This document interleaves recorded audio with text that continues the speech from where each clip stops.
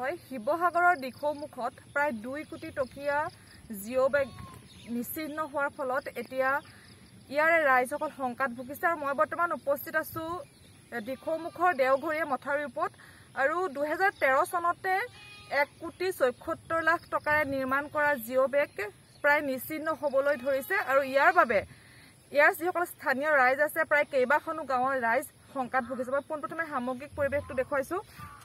এয়া হৈছে দিখৌমুখৰ দেওঘৰীয়া মথাউৰিৰ দৃশ্য আৰু এই দিখৌমুখৰ দেওঘৰীয়াতে 2012 চনত এই স্থানডোখৰত চিগাৰ সৃষ্টি হৈছিল, ছিগিছিল আৰু তাৰ ফলত এই অঞ্চল সমগ্ৰ অঞ্চল বানপানীত বুৰ গৈছিল আৰু তাৰ পৰৱৰ্তী পৰ্যায়ত 1,74 লাখ টকাৰে 2013 চনত নিৰ্মাণ কৰিছিল জিঅ' বেগ। কিন্তু এই মুহূৰ্তত আপোনালোকে দেখিছে ইয়াত জিঅ' বেগৰ কোনো চিন নাই বুলি ক'ব লাগিব, নিশ্চিহ্ন হৈ গৈছে আৰু ইয়াৰ বাবে এই অঞ্চলৰ যিসকল স্থানীয় ৰাইজ শংকাত ভুগিছে কাৰণ কোন সময়ত যদি বানপানী আহে এই মাথাউৰিটো যদি ছিগি যায় ইয়াৰ ফলত কিন্তু সমগ্ৰ এই অঞ্চল বুৰ যাব। কি ক'ব আপোনালোকে, যিহেতু এইডোখৰ প্ৰতি বছৰে বানপানীত বুৰে নেকি? হয়, প্ৰতি বছৰ বানপানীত বুৰে নহয়। আমি মানে এই যদি মথাউৰিটো ছিগে তেতিয়া আমাৰ ইয়াত পানী হয়। এতিয়া বৰ্তমান এটা কালভাৰ্টেদি আমাৰ মানে চৰকাৰে বনোৱা এটা কালভাৰ্ট মানে PW ডিপাৰ্টমেণ্টে এটা কালভাৰ্ট বনোৱাৰ কাৰণে গেট নথকা কালভাৰ্টৰ পানী আহি পেলাই আমাৰ গাঁওখন জলমগ্ন হৈছে। প্ৰায় 12খন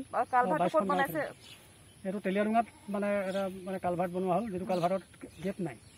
গেট নিদিয়া কালভাৰ্টটোত পানী মানে উভতনি ব্ৰহ্মপুত্ৰৰ উভতনি পানী আহি ইয়াত সদায় পানী সৃষ্টি কৰি আছে, বানপানী সৃষ্টি কৰিছে। কিন্তু আমি য'ত ইয়াত উপস্থিত আছোঁ 2012 চনত এই অংশটোতে এটা প্ৰকাণ্ড মানে ফাটৰ সৃষ্টি হৈ এই মথাউৰিটো সহায় লৈ গৈছিলে। ইয়াতে মানে ডাঙৰ শংকাত ভুগিছিলে, প্ৰবল শংকাত ভুগিছিলে আমাৰ দিখৌমুখৰ ৰাইজ। গোটেই খেতিপথাৰবিলাক নষ্ট হৈছিলে।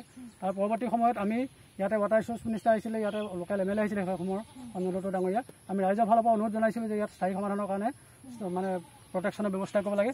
তেওঁলোকে আমাক আশ্বাস দিলে আৰু তেওঁলোকে কামো কৰিলে, প্ৰটেকশ্যনৰ এটা ব্যৱস্থা কৰিলে অনতিপলমে। কিন্তু স্থায়ী নহ'লে প্ৰটেকশ্যনটো আমাৰ যিদৰে আমাৰ ছাকচেছ হ'ব লাগিছিল তেনেকৈ আমাৰ কৃতকাৰ্য হ'ব লাগিছিলে, কৃতকাৰ্য হোৱা আমি পৰিলক্ষিত নহ'লে। যাৰ ফলত এতিয়াও আমাৰ যি পৰিস্থিতি সৃষ্টি হৈছিলে এই বছৰো হ'ব পাৰে তাৰমানে তাৰ শংকাত নহয়। আমাৰ ৰাইজ শংকাত সদায় শংকাত আছে। সেইটো অকল 12 চনতে নহয়, বিভিন্ন সময়ত মানে আমাৰ মথাউৰিটো প্ৰায় মানে এনেকুৱা ছিগি যায়, কেতিয়াবা খহি যোৱাৰ ফলত কেতিয়াবা ৰাইজে অশেষ কষ্ট স্বীকাৰ কৰি হ'লেও খহি যোৱা অংশ মানে মেৰামতি কৰাৰ উদাহৰণ আছে। যদি আমাৰ এই মথাউৰিটো ভাগি যায়, ইয়াতে দিখৌমুখ বৰপথাৰ আছে, বৰপথাৰত প্ৰায় 22-23খনমান গাঁৱৰ খেতিপথাৰ আছে। গতিকে খেতিপথাৰ জলমগ্ন হ'ব আৰু ইয়াতে ৰামখাবি দেৱালয় আছে, আমাৰ প্ৰাচীন কীৰ্তিচিহ্ন প্ৰাক আহোম যুগৰ ৰামখাবি দেৱালয় সন্মুখতে আছে। যদি আমাৰ কিবা কাৰণত এই মথাউৰিটো ছিগিবলৈ হয় ইয়াৰ প্ৰবল মানে ৰামখাবি দেৱালয় নিশ্চিহ্ন হৈ যাব। যদি প্ৰবল সোঁত বেছি যায় তেতিয়া আমাৰ যিহেতু 2012 চনত তেওঁলোকে যি আচলতে ভয়াৱহ পৰিস্থিতিৰ সৃষ্টি হৈছিল তাৰ পৰৱৰ্তী সময়ত 13 চনত এই জিঅ' বেগটো নিৰ্মাণ কৰাইছিল।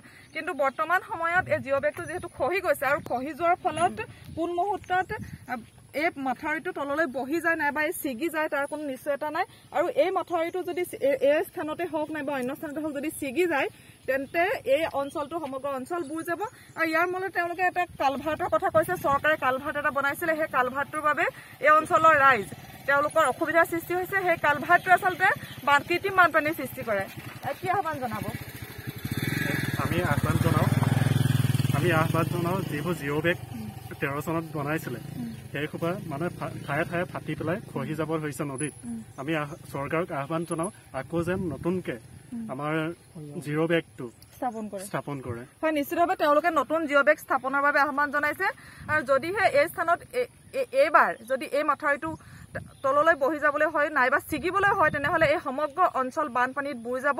আৰু এই আচলতে জলসম্পদ বিভাগে এই কথালৈ মন দিব লাগে আৰু জলসম্পদ মন্ত্ৰীয়েও এই যি আচলতে এই কথা তেওঁ দৃষ্টিগোচৰ হোৱা উচিত। আৰু আমি এই বাতৰিৰ জৰিয়তে শিৱসাগৰ জলসম্পদ বিভাগে হওক নাইবা ৰাজ্যৰ জলসম্পদ মন্ত্ৰী নাইবা ৰাজ্যৰ জলসম্পদ বিভাগৰ দৃষ্টিগোচৰ কৰাবৰ বাবে চেষ্টা কৰিলোঁ। পৰৱৰ্তী সময়ত এই দেওঘৰীয়া মথাউৰিৰ প্ৰতি কেনে দৃষ্টি নিক্ষেপ কৰে সেয়া কিন্তু ইয়াৰ ৰাইজে আশাৰে বাট চাই ৰ'ব।